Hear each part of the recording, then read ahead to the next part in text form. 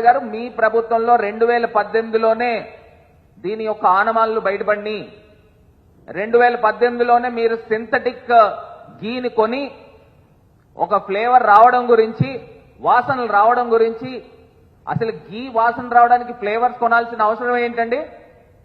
ఇప్పుడు నిన్న మీరు మాట్లాడారు కదా, నిన్న సభలో మాట్లాడింది ఇదే.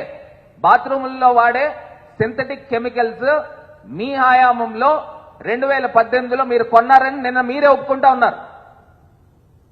అంటే తిరుపతి లడ్డూల యొక్క ప్రతిష్ట మంట కలిపే కార్యక్రమము సాక్షాత్తు ఆంధ్రప్రదేశ్ రాష్ట్ర ముఖ్యమంత్రి చంద్రబాబు నాయుడు గారు చేస్తా ఉన్నారనేది ఇవాళ క్లియర్గా అర్థమవుతా ఉంది.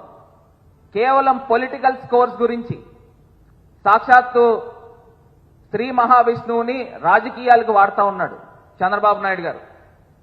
హిందూ లోకము, హిందూ ప్రజల్లారా ఒక్కసారి ఇది గమనించమని కోరుతా ఉన్నా. ఎవరైనా మనిషి అన్నవాడు మహాప్రసాదంలో జంతువులకు వాడతాడా?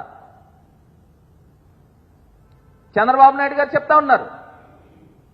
అసలు ఏమాత్రం జ్ఞానం లేకుండా, ఆయన వయసుకి ఏమాత్రం ఇంగితం లేకుండా, ఒక పక్కనేమో సుప్రీంకోర్టు చెప్తా ఉంది ఈ రిపోర్ట్స్ వచ్చేదాకా ఇది సబ్జుడీస్ లో ఉన్నప్పుడు దీన్ని ఎట్టి పరిస్థితుల్లో జంతువుల కొవ్వు గురించి ప్రస్తావించద్దు అని సుప్రీంకోర్టు చెప్తా ఉంది.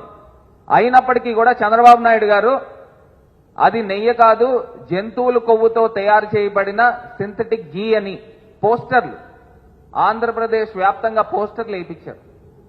మరి ఇది కంటెంప్ట్ ఆఫ్ సుప్రీంకోర్టు రాదా అని అడుగుతా ఉన్నా. ఇది కంటెంప్ట్ అవదా అండి? సుప్రీంకోర్టు కంటెంప్ట్ అవదా? జంతువుల కొవ్వుతో తయారు చేసిన సింథటిక్ గీ అని చెప్తా ఉన్నాడు. మరి ఇన్ని ఏమనాలే, మనం మనుషులమే కదండి.